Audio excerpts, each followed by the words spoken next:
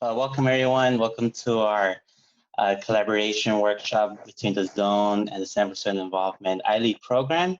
My name is Roberto Ramos. I am the interim program coordinator for communication and leadership area of the Center for Student Involvement.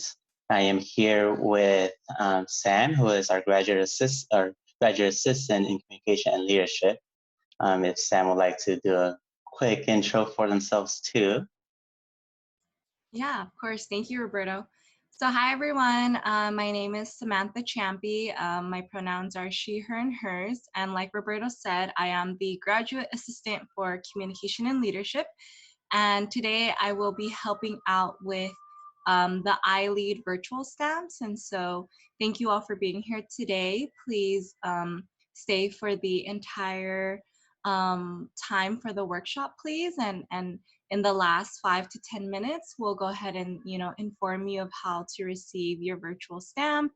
And yeah, so that's what I'll be helping with. And like Zara said, I'll be answering any questions in the chat if you have them during Roberto's presentation. So without further ado, I'll go ahead and pass it back to Roberto for your awesome presentation. Awesome, thank you, Sam. Then let's get started. I'll begin by sharing my screen here. Awesome. So again, welcome to our Navigating Networking workshop. My name is Roberto Ramos, and yeah, let's get started here. And our expected end time is around 4:30. Probably a little bit earlier, maybe around like 4:20, 4:25. So you all have a chance to fill out your Google form to get your iLead digital stamp. And I also know that some of you folks might have classes afterwards too. So let's begin here. And then here's a graduation picture of me, a little bit more about myself. I graduated from UC San Diego in 2018. I graduated with a Bachelor of Arts in Sociology, Social Inequality. And I tremendously enjoyed my time at UCSD. I was a 6 college student, so yay for all the 6 college folks in the workshop. As I mentioned, I'm the interim program coordinator for communication leadership in the Center for Student Involvement. And the Center for Student Involvement has 4 key areas, one being sorority and fraternity life, another is community service, another student organizations, and communication leadership, which is where I work in. And there's dedicated staff members in each area of the Center for Student Involvement. So getting started here, I want to kind of pose a question for you all. You'll spend a few minutes here, and then if you all could kind of answer through the chat box. And I want to ask you all, what do you think of when I say networking or networking events? And then you can just spend a few minutes just writing down what comes to mind through the chat box.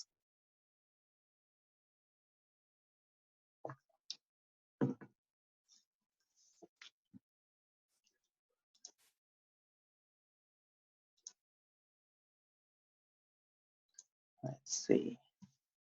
See mixers, meeting new people, making connections with people in the field, talking to professionals, place to find potential jobs, getting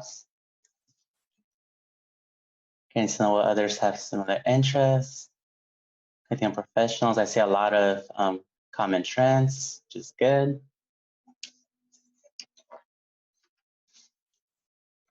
Building mutually beneficial professional relationships. That's a key part, right? Mutually beneficial. What else? Professional setting.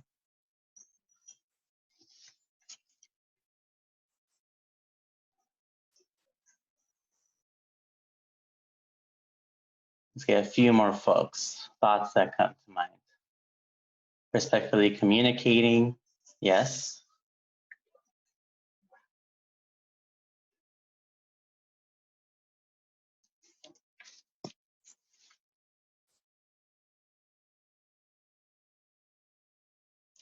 So it seems, so we'll kind of continue from there. So I think to start off, you all are correct. I think networking does encompass, some of what y'all mentioned, all of what y'all mentioned, right? And for, particularly for networking, I'm not here to kind of say that networking is or is not something. I think all of these are correct, and other common forms of networking or networking event that people may participate in, or ideas that come to mind include, large rooms with professional recruiters. So let's think about our kind of like a career fairs that happen on campus, right? For you all, in these events, people might be exchanging a lot of business cards. Maybe there'd be food and tea and coffee to share around. And then there's also the saying of it's not what you know, but who you know. And in that, another word for it is, basically, another word for it is social networking, right? So for it, for that being said, all of these are true aspects of networking, but my purpose here for today for you all is to kind of reframe how you think about and approach networking, and kind of focus it more on creating meaningful connections and experiences that add to your skill set and ambitions. And I think this is something that I've learned as I've continued my journey at the UCSD, that networking can really be truly beneficial for you all in multiple contexts. Whether it being you needing a letter of recommendation for a scholarship, a letter of recommendation for graduate school, for another program or an internship. Also just networking so you can have a contact that may direct you to a different resource on campus per se, right? Or a professor that lets you know that their colleague is seeking a tutor and they refer you to their colleague. So all these events do encompass networking, but as I mentioned, I really want to emphasize creating a meaningful connections aspect of networking. And by meaningful connections, it's a broad term, but meaningful being in the sense that these relationships are intentional, that you have a purpose and a mutual respect with the individual organization you are reaching out to establish that relationship.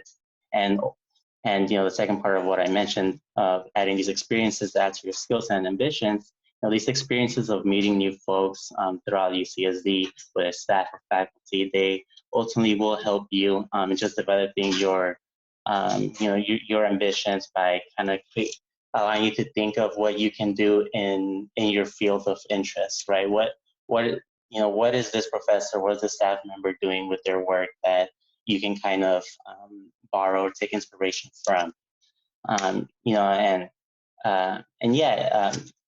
that being said, as I was mentioning about myself, with this current position, I would not have been in this current position if it not have been for networking and keeping contact with my network that I began from my days at UCSD, right? And then coming back currently as a staff member for Center Student Involvement. Awesome, and then we're gonna transition to the next slide. And I have here a video clip from their best-selling author and founder of Inform and Inspire, which is an organization that provides educational workshops and keynote presentations for student and corporate audiences across the country.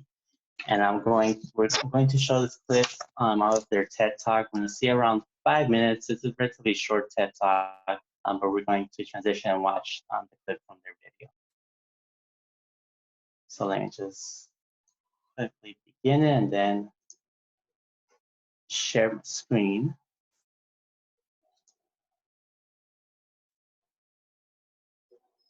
And then can you all see the video? You let me know in the chat box. Bear with me since I'm also new to Zoom, so I'm getting used to the format. Yes, awesome, thank you.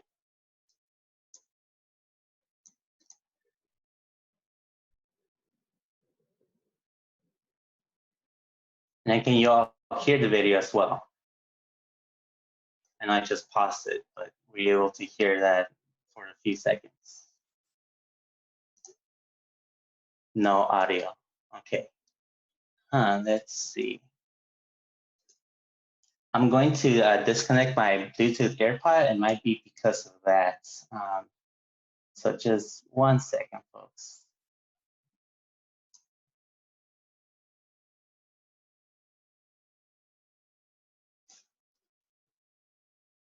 you know, even for staff members and faculty, it's a challenge, right? Just navigating how Zoom works. A lot of Zoom lately, a lot of Zooming. Okay, disconnected. Okay. It's great. Now, can y'all hear? Catch. Now they're up. Can y'all hear that? Awesome, I see a thumbs up. Cool, so we'll start. Elementary students. You guys laugh because you understand there's a little bit of a different pace there. I remember the first time I walked in the classroom and I'm thinking to myself, how do you teach this complex topic, but ever so important to young people? So I asked the crowd and I say, does anybody have a dream? And a young man by the name of Alejandro, he's about 4 feet tall, but his arm shot to the sky. He said, I have a dream, I have a dream. I said, Alejandro. And he stood up and he said, my dream is to be a lacrosse coach, like my lacrosse coaches. And I said, okay, he has a dream. And I thought to myself, this is important here. He knew something. There was some conviction there. So I want to share with you what I believe can be incredibly important for young people. How do we teach young people the principles of networking? 3 bones to networking. 3 simple bones. And you guys all know this. We all know this. It's common sense, but sometimes common sense is not common practice. So the first bone of networking, wishbone. Whether you're a college graduate or you're in elementary school, what do you want? And who can help you attain that? Alejandro had it. He wanted to be a lacrosse coach. And he knew that he had to reach out to a lacrosse community to take that very next step. Bone number 2, jawbone.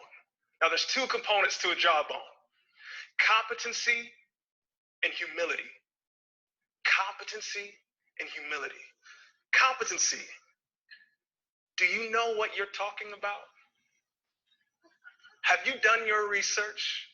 One of the reasons I believe Profound Ivy was so good at producing results was because before students would reach out, we made sure that they did research on their industry, and then their company, and then the department, and then the position, and then the individual. So before they began to network, they had so much extensive knowledge, but by the time they opened their mouths, people were intrigued to hear what they had to say. The other part of that jawbone, humility. You could know everything in the world, but if people don't like you,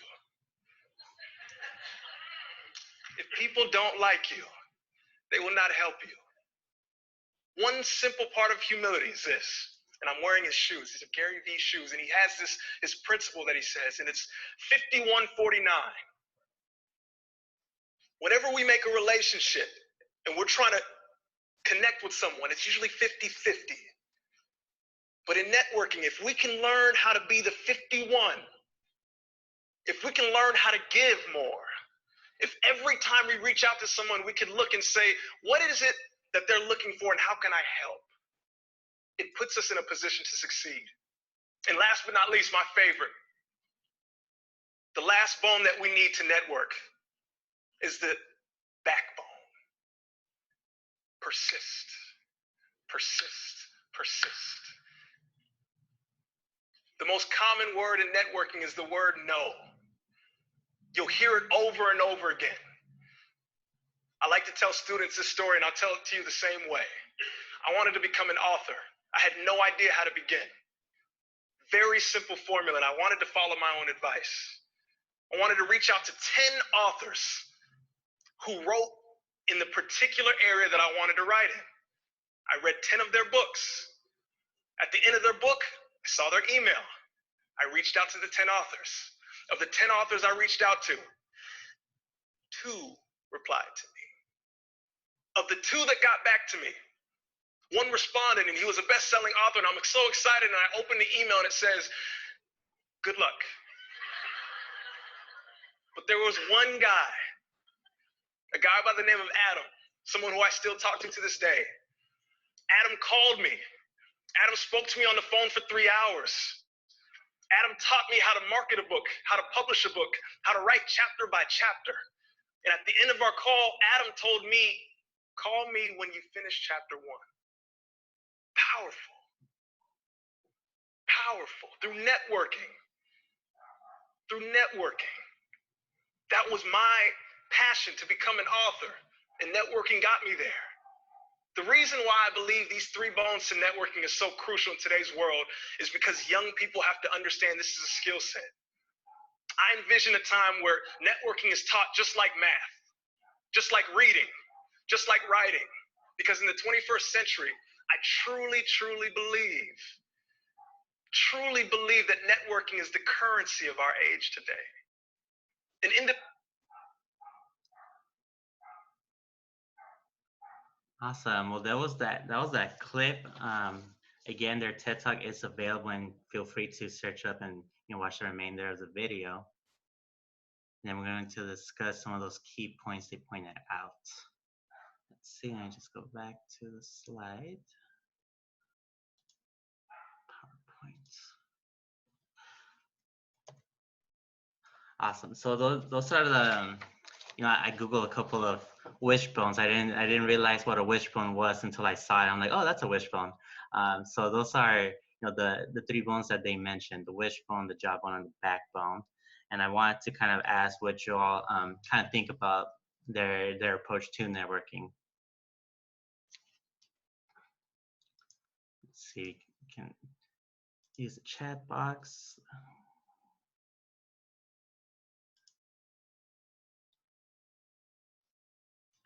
The video was great. Yes, it is a really good video.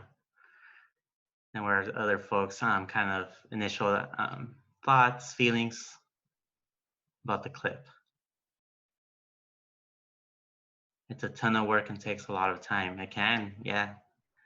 Networking can definitely be very labor intensive. Let's see what else, other folks.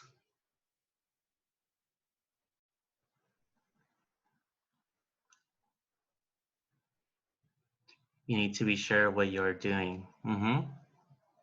Yeah, I think they mentioned you have to have a goal in mind, right? The process can be intimidating, yes. And again, I think it's very natural for it to be intimidating.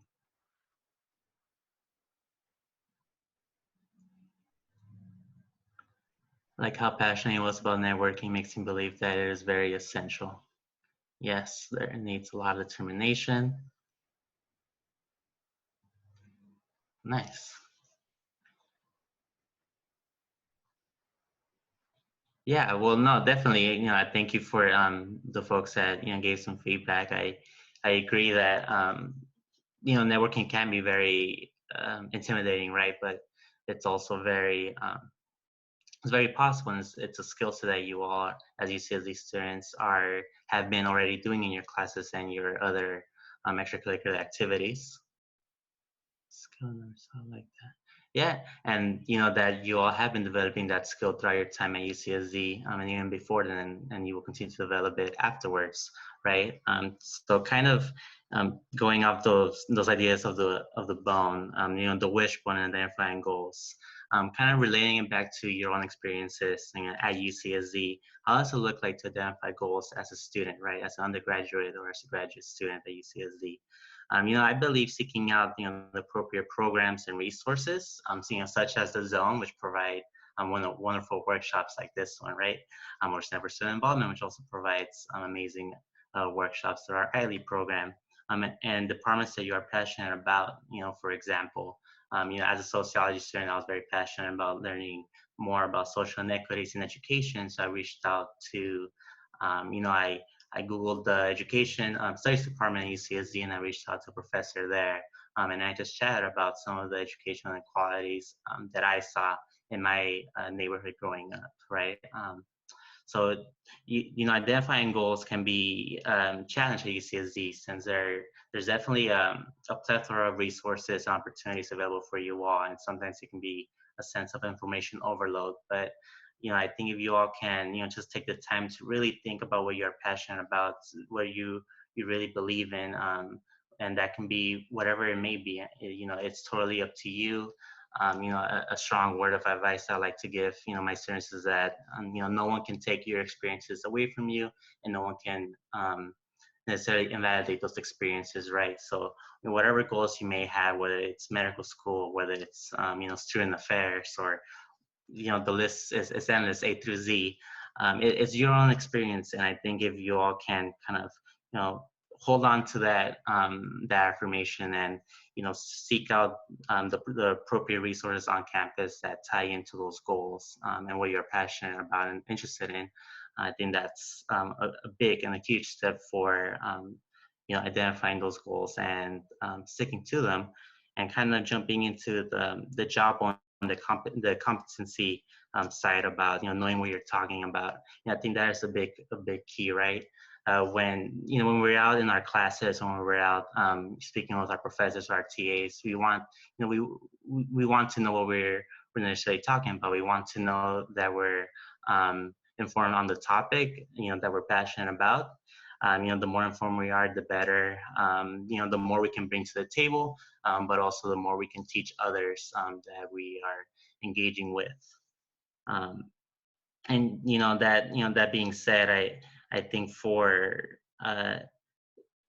for researching opportunities beyond UCSD, I know the Career Center has a lot of great resources for you all. I encourage you all to continue to seek out those resources at the Career Center, so they can direct you to other other networks and other points of context that are more specific that you may be interested in, whether it's something in pharmaceutical industry, or something again with medicine, something with business, with economics, with public affairs.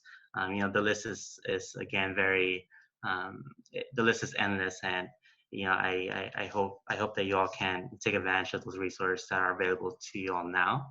And I know during this, currently it's hard because everything is virtual, but rest assured that campus-wide resources are still there for you all, and there's dedicated staff members that are really trying to be supportive of y'all's growth, and of y'all's success here at UCSD and beyond. And then kind of touching back on the backbone, the third bone, right? Persist, persist, persist. The speaker mentioned that no is very common, and I think it's hearing no can be a very difficult pill to swallow.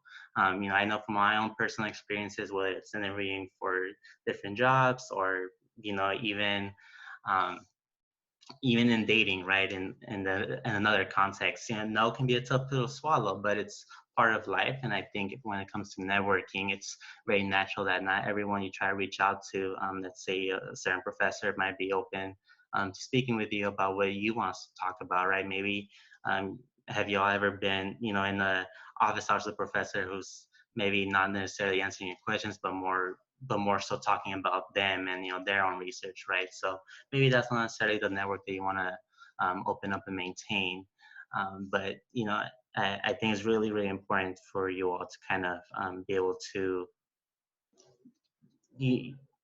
accept no as part of the process, and trust that just because you hear a no doesn't mean you're not going to hear a yes down the road, and that yes will lead to even greater opportunities for you all. On the next slide.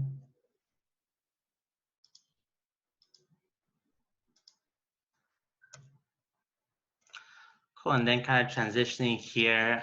So this is an article from the Harvard Business Review titled "Learn to Love Networking," and it essentially covers 4 different parameters. One being focusing on learning, one identifying common interests, another being thinking broadly about what you can give, and lastly finding a higher purpose. And then we're going to cover these more in depth in future slides, but I did want to read that the summary that the article provides that says, quote unquote, "I hate networking.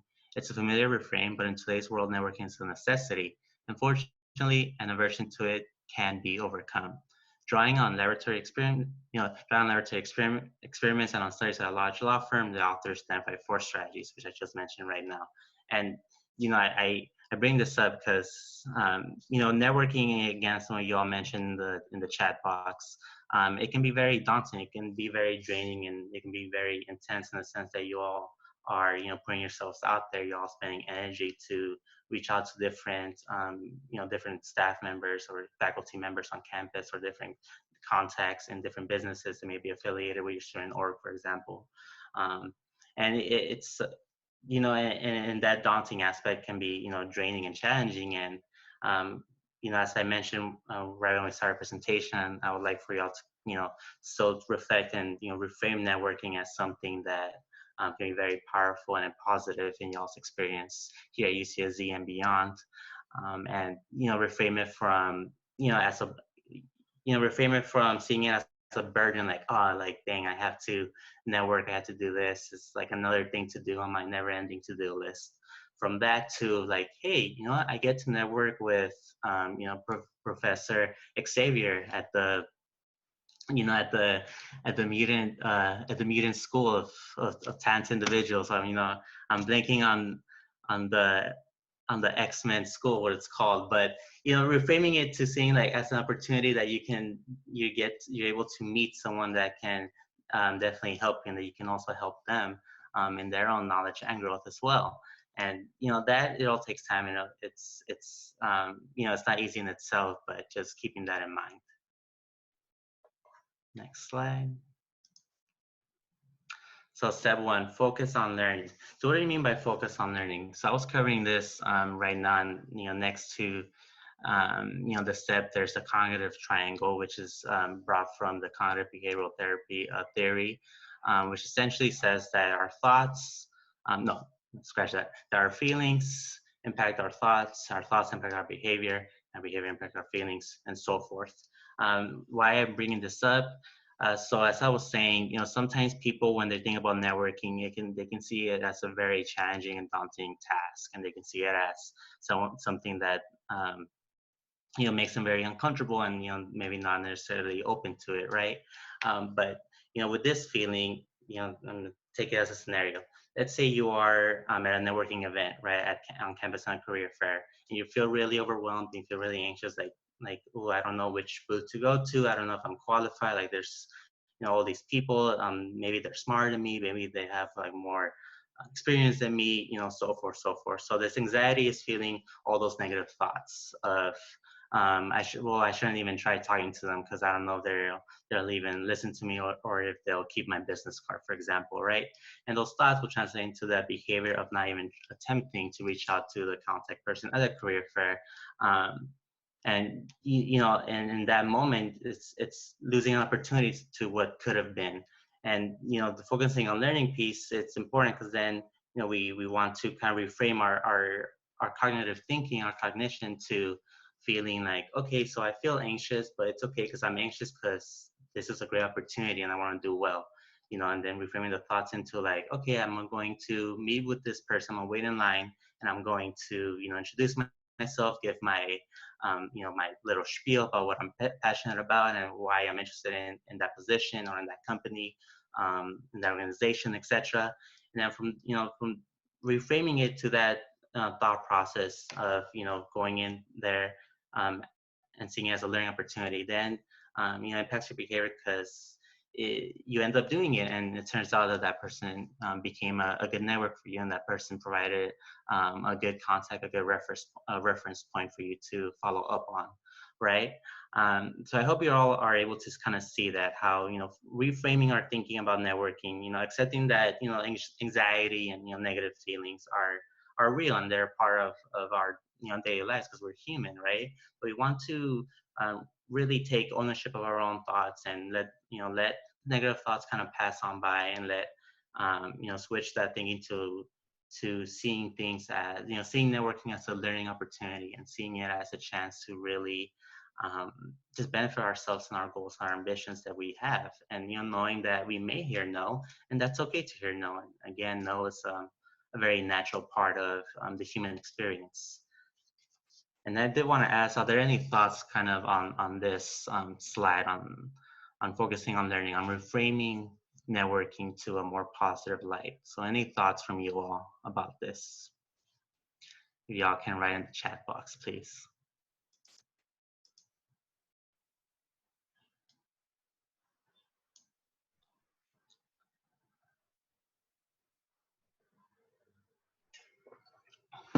and give you all just a minute or two to kind of see any thoughts, focusing on learning.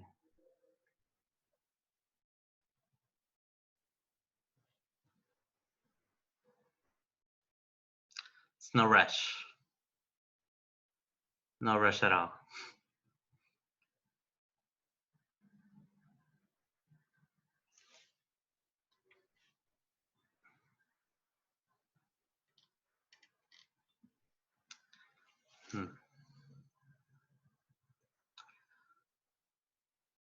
Well, I'm sure that y'all are saving your thoughts and your feedback for later on. I'll see it as that. So then we'll just move on to the next slide here.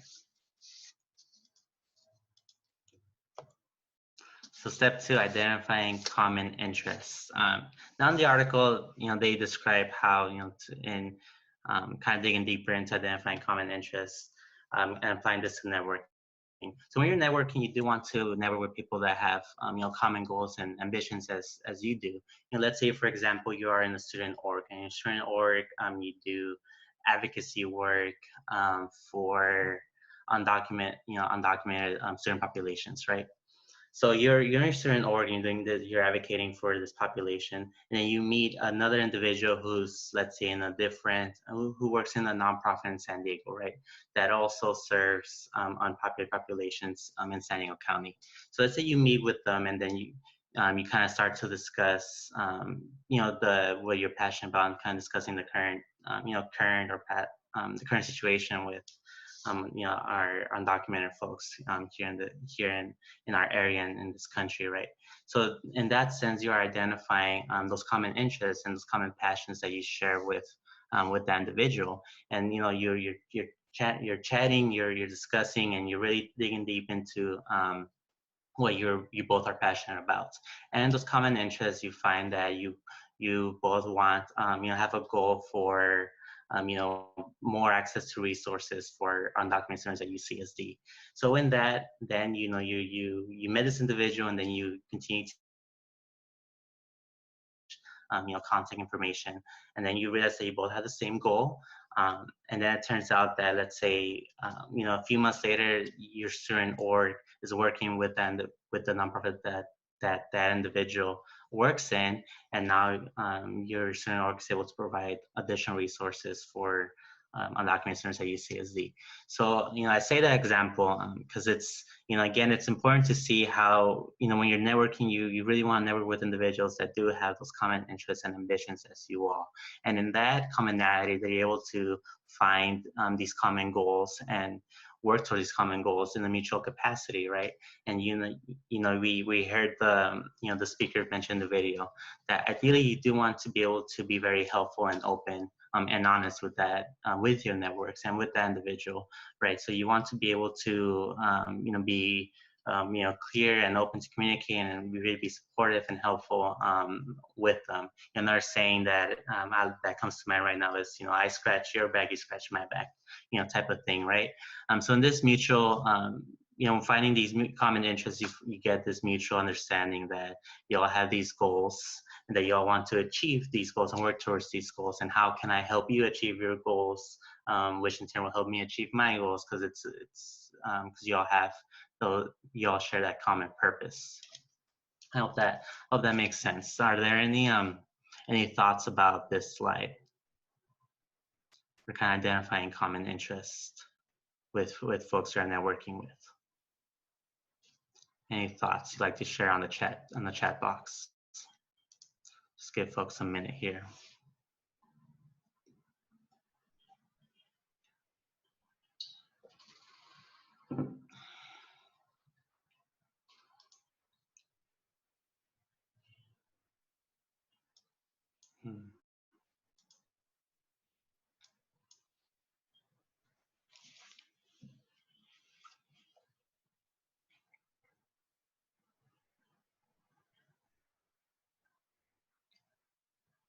Okay, well, since again, I'm assuming that y'all are saving it for later, we'll move on to the next slide. So I hope that makes sense. And if at any point y'all have questions, please feel free to ask in the chat box. and we'll be happy to provide some answers for you all. So next slide. So this is the third step mentioned in the article, thinking broadly about what you can give. And next to it, I show I show the Don Clifton Strengths Finder. So the Clifton Strengths Finder is it's an assessment based on strength psychology, which essentially in a nutshell is identifying what you are skilled at, and identifying what you are really talented in, and your top strengths, so on forth, of how you carry about and how you carry about yourself, right?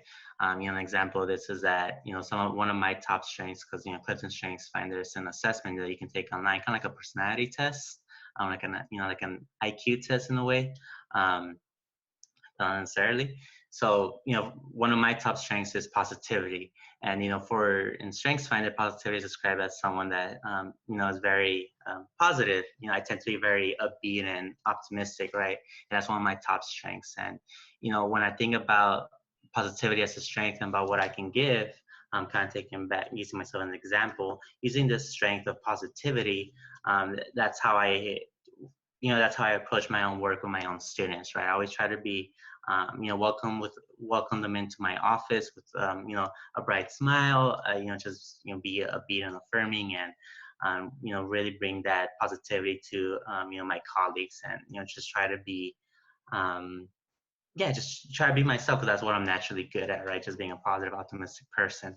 And, going from there, want you all to kind of think about what you all are, naturally talented in, whether it's you're very logical thinker, so you're very good at kind of picturing, the finite details in a project, right? What to do for A, B, C, and so forth. And another example is you're a very empathetic person, so you're able to kind of relate to other people, on a very real and emotional level. So you're able to attract, people to confide in you. And all these are strengths that you all provide, right? And for each of you, these strengths are really what you can provide in a team. In a team of other students, and a team of colleagues, and a team of peers, and what you can also provide when you're networking, right? When let's say you meet someone and they're, you're just chatting about, let's say about different events happening on campus, right? Or right now virtual events happening on campus, and you're discussing this, and you find out that they're organizing their own event. They need someone that's very tech savvy, or very strong in, knowledgeable about Zoom. That can be that can troubleshoot any potential Zoom issues, right? And a natural strength that you have is that you're, a very logical thinker, but you're also very you're very knowledgeable and experienced with Zoom. So you can provide, that strength with them, and disclose it with them, and kind of go on from there, and be open to supporting them and making that connection, right? And with that being said, these strengths that you all have, they can really shine. And I know it's challenging sometimes to think about what we are good at, and what we are naturally gifted in, right? And sometimes a common general narrative is that oh, well, you're lacking in this, or you did bad because of this, or you're missing this, etc., right? As that's really negative thinking. It's not really strengths focused, right? Which is what Clifton Strengths is about, and which is why I'm included in this slide, is that you all have a natural skill set, and you all have your own personal capital to provide in different contexts, whether it's your classes, or in your campus jobs, or even back at home, or other internships, or jobs outside of campus. And I want you all to again really reframe that thinking that you are lacking something, and use it more as reframe it into what you can give, and what you are again naturally gifted and talented in. And when you're able to identify what you can provide, for example, I can provide that positivity aspect, right? And that's something that I 100% know about myself. I know that that's something I can give, and if I'm going to work in the field that I know that could really be beneficial to, you know, the work I do, then it would, you know, really carry me a long way. And it's something I can definitely provide during, let's say, an interview when they ask, you know, what are your top strengths? Well, I'm very positive. And that's something, again, that I like to carry forward when I'm working with my students. So I hope that all makes sense. And, you know, again, if y'all have any thoughts or questions, please, by all means, just write in the chat box. And just drink some water. Then we're gonna go to the next slide. So the last step listed in the article from Harvard Business Review. Step 4: find a higher purpose. Now, when I was reading the article and I was thinking about what finding a higher purpose meant, at first, to be frank, it was kind of cliche. Well, what do you mean by find a higher purpose? That's, like I said, it's very cliche. But digging deeper into this and reflecting on it, I realized, like, no, wait, that's important. And essentially what they mean by finding a higher purpose. The way I like to describe it is, it's kind of tying it back to that that humility piece that the presenter was talking about for the jawbone. You have to really be yourself, right? You have to be open to who you are and really carry yourself in the different spaces that you interact in. Finding a higher purpose for you can be different than for me, for example, right? But I think the commonality here is that we want you all, at least I wish that you all can be, your true selves and authentic, and you don't. It's a challenge to kind of take off those masks that we tend to wear when we're in different settings, right? But I fervently believe that in finding a higher purpose, you're able to kind of be true to yourself and really know what your morals and values are. Really passionate, again, what your goals and interests are, and you're not allowing other outside influences to kind of take away that affirmation or invalidate your experiences in that way, right? And if I have a higher purpose, you realize that you're doing this for, let's say, for the greater good of something. For example, I'm in student affairs because I believe in, I'm a firm advocate for social justice, and I believe that higher education is one of the best ways to solve some of the social issues we have in our society. So that's, my ultimate big picture goal, right? But it can be very different for you all. And, again, it's unique to you all. And, I hope that you all can really affirm that for yourselves and, really believe that, because, I know there's another saying that goes that life is too short, right? And I really do believe that, the longer that you all find what purpose you have for yourself, and, again, doesn't have to be necessarily save the world, right? It can be. If it is, awesome for you. But if it's not, it's okay. It's you, it's your experience, it's your journey, and, it's what you want to make out, what you make of, what you want to make out of it, right?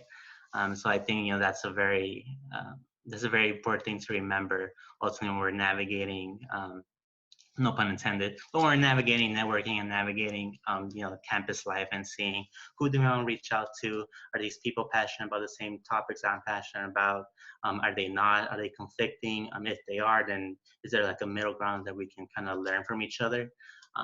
And yeah, I think that's very important to kind of keep in mind and reflect on. Cool. Next slide. Now I put here practice setting, and I'm not sure how this will go, but I encourage you all in the chat setting, if y'all are part of student orgs or any type of other organization or club, if y'all don't mind kind of just sharing what you're in the chat box, and then so we can all see what you participate in outside of your classes. I think that'll be a way to kind of see where people's interests lie, and where people kind of share those common threads, right? So if y'all can just take a minute, you feel comfortable enough just sharing what certain, what other org or the type of involvement you're currently in. You can just share it in the chat box. That'd be awesome.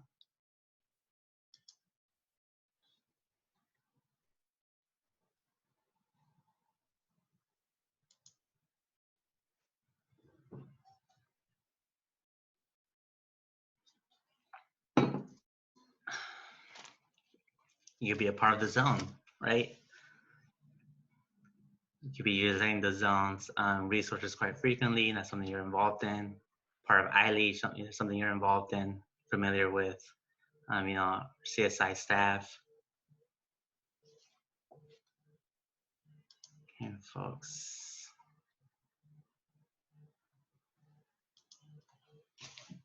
Give folks 1 minute. No rush.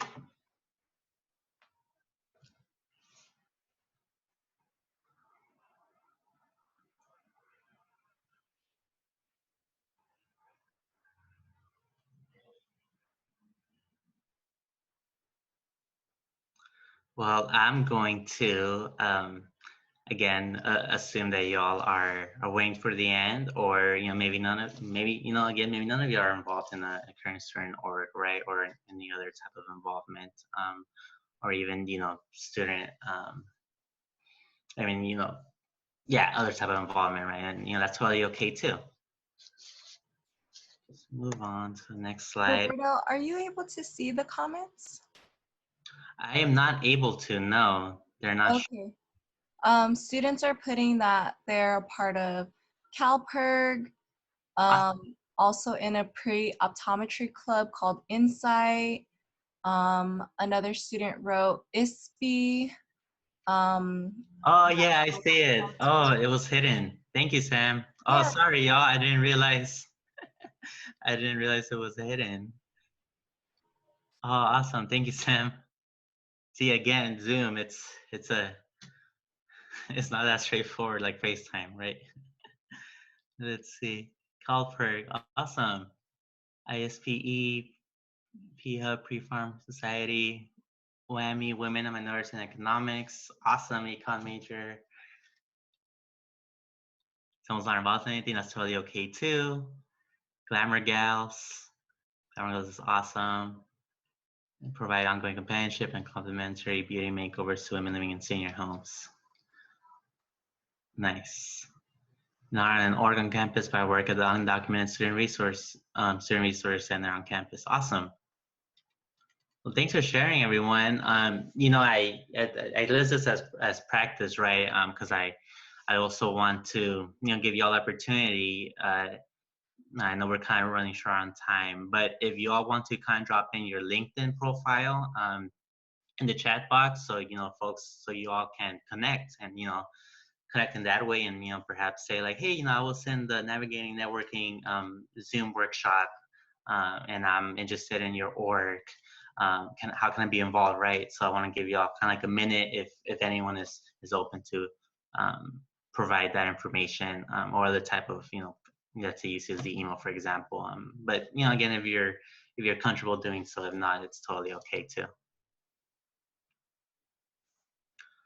Cool. We got Rachel sharing their LinkedIn. Awesome.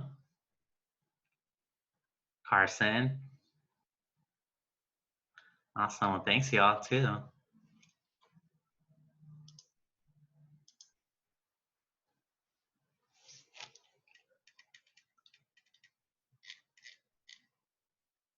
Aman. Thank you.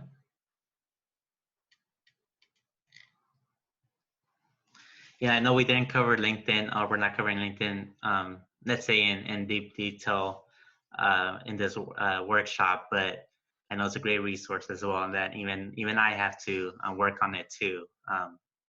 Yes, I tend to be old school, like, you know, those typical handshakes face to face, but LinkedIn, you know, and you know, especially right now, it's definitely a good way to get involved and, you know, meet folks that are, you know, especially at UCSD, meet folks that have similar interests as you all. But, you know, I want to thank you all for, you know, sharing that information, and I kind of want to give, you know, open up a few minutes here to ask if y'all have any, you know, any final questions or any final comments or per se about what we covered today.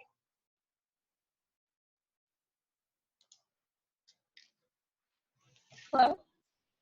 Yes, hello. Yes, can I ask a question? Yeah. If I network with someone, let's say I don't have any problem meeting new people, but I don't know how to keep in touch, like how to maintain those relationships that I've made. Mm-hmm. How do I do that? Especially with professionals, like people that, we're not like friends, but professional network. Yeah, no, that's a great question. I think the first thing that comes to mind, at least from my own experience, is an email. I think you can definitely email, that individual, every now and then. You can update them on what you're currently involved in, or maybe even ask them for any updates from what they're, let's say it's I'm assuming it's a professor.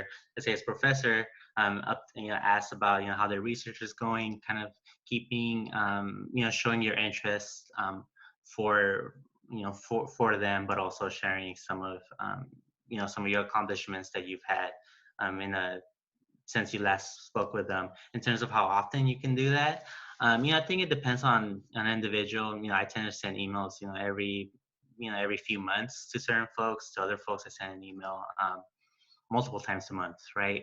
I think it really depends on who the network is. And yes, does that kind of help, or kind of help clarify your question? Yes, thank you. Yes, awesome. Cool. Any tips for networking online? Let's see. Then also my colleagues would like to kind of share their tips as well. That we greatly appreciate it. In terms of networking online, again, I think especially right now, it's LinkedIn. I know there's been a lot of opportunities for you all, for students, to really kind of spend more time online, and really working on your LinkedIn profile. And I think by just kind of searching, I know LinkedIn has different options. I apologize because I'm not too familiar with the functions on LinkedIn, but I know it's a great resource for you all to kind of just connect with other individuals that are in similar and that share similar interest fields with you, and just trying to reach out to them, and and connect in that way. Say that you share this common interest, and you want to kind of discuss more about it.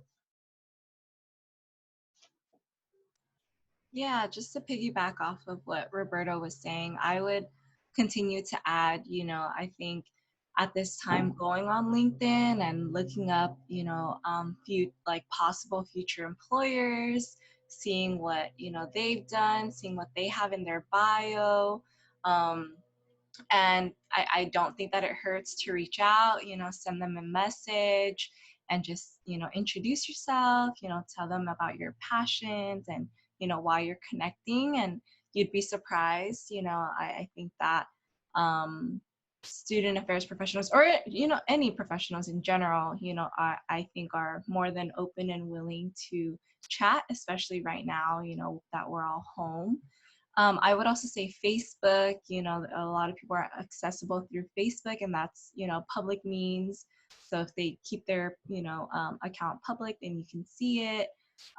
Emailing as well. I think that for me personally, when I was a student at UCSD, I would get a lot of business cards and I would forget, right? Like I think weeks would go on and I'd be like, oh man, I really wanted to reach out to this person and I haven't. It's been 2 weeks or even 2 months and they're not going to remember me. I'm not going to reach out. But something that I've learned now, like as a graduate student, is if you reach out, you're doing your part. Like I've reached out and have been like, hey, when I was a student, X amount of years ago, I met you at this event and, it really inspired me. And I was wondering if we could, grab coffee or, meet on campus and I know that we can't, have those in-person meetings now, but I would say, doing like a virtual Zoom, like a coffee chat, right?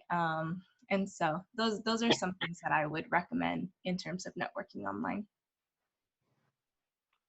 I also have something to add as well, and I find this helpful in things that I've done also as well, is connect with alumni or folks, staff members as well, and let them know this is what I'm trying to do as a career.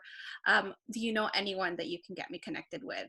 because someone always knows someone else that may be in the area that you are working on. I've done this with a lot of the students I've worked with, where they'll let me know they want to go into this field, and I'd have friends who are in these fields, and I'd connect them to each other. And going through emails, I'll send them emails and share with them. So it's also the people that you know and who else they know, and utilize them as a network as well. And don't be afraid to do things virtually and go online. It may be even less nerve-wracking, because sometimes having kind of that barrier of screen might help with the nerves. So this is a great opportunity to do it. Don't feel like just because we can't go out and have one-to-one FaceTime with someone that we can't do that. I think it's always great to do it, especially more so than now, more now than ever. Yeah, thanks. Thank you for sharing that insight. And I loudly agree with what y'all said. And I know it can be very daunting. I'm being mindful of time. I know we're at time right now, so if students want to, for students to find out more information about Center for Student Involvement and Communication Leadership, you can go to CCL at ccl.ucsd.edu, and it'll take you to this our homepage. And then my contact email is roramos@ucsd.edu. And then I'm going to, well, again, thank you all for, being patient with me and allowing me to present to you all on networking. And I'll just pass it off for closure to Sam.